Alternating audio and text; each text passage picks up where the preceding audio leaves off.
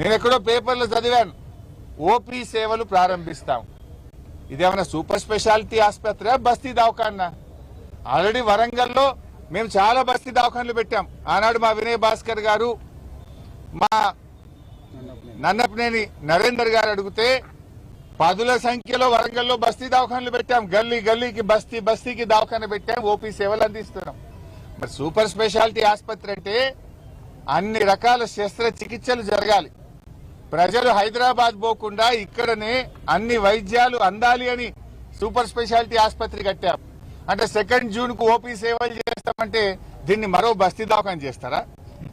దానికోసం కాదు కదా కట్టింది. ఇంకోటి, ఆసుపత్రి ప్రారంభమైన తర్వాత ఆపరేషన్ థియేటర్లు గాని ఎక్విప్మెంట్ మూవ్మెంట్ కష్టమైతుంది. పూర్తి స్థాయిలో ఎక్విప్మెంట్ తెప్పించి వైద్య సిబ్బంది నియామకాల ప్రక్రియ పూర్తి చేసి వెంటనే ఆసుపత్రిని యుద్ధ ప్రాతిపదికన పేదలకు అందుబాటులోకి తేవాలని బీఆర్ఎస్ పార్టీ డిమాండ్ చేస్తుంది. ఓపిక పట్టాం. కొత్త ప్రభుత్వం అని ఏడాది ఓపిక పట్టినాం, 2 ఏళ్ళు ఓపిక పట్టినాం. ఇప్పుడు 2.5 ఏళ్ళకి వచ్చింది ఓపిక పట్టం. నిన్ను అడుగడుగున వెంట పడతాం, నిలదీస్తాం. అవసరమైతే ఇక్కడనే మీరు ఆలస్యం చేస్తే బీఆర్ఎస్ పార్టీ ఆధ్వర్యంలో నిరవధిక దీక్షకు మా బీఆర్ఎస్ పార్టీ దిగుతుంది, నీ మీద ఒత్తిడి పెంచుతుంది అని చెప్పి కూడా హెచ్చరిస్తా ఉన్నాం.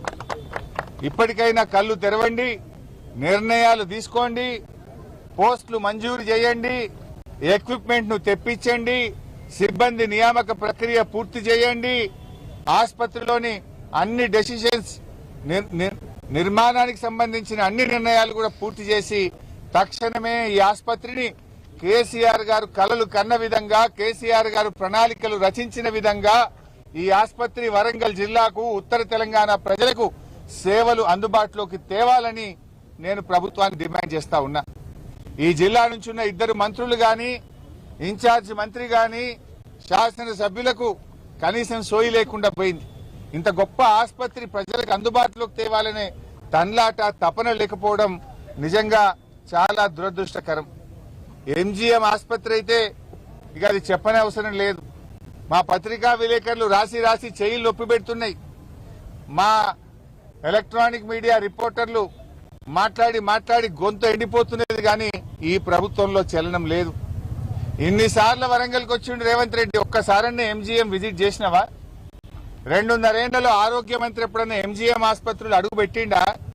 పందికొక్కులకు, ఎలుకలకు నిలయమైపోయింది ఎంజీఎం ఆసుపత్రి.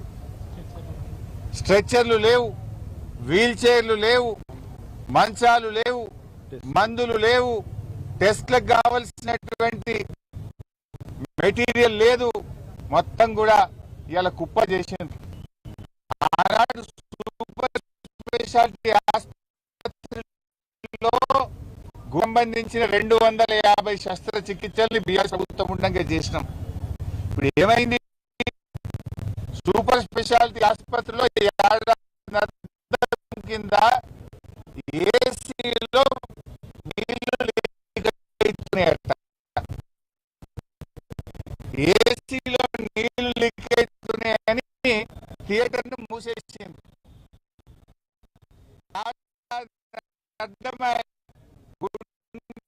శస్త్రచికిత్సలు వరంగల్లో ఆగిపోయింది. పేషెంట్లను హైదరాబాద్ పోండి అంటున్నారు, తీసుకుపోండి అంటున్నారు. సగం మంది జనగామ ఆలేరు దాటే వరకే, భువనగిరి వరకే ప్రాణాలు పోతున్నాయి. అంబులెన్సులు వరంగల్ కు వాపసు వస్తున్నాయి.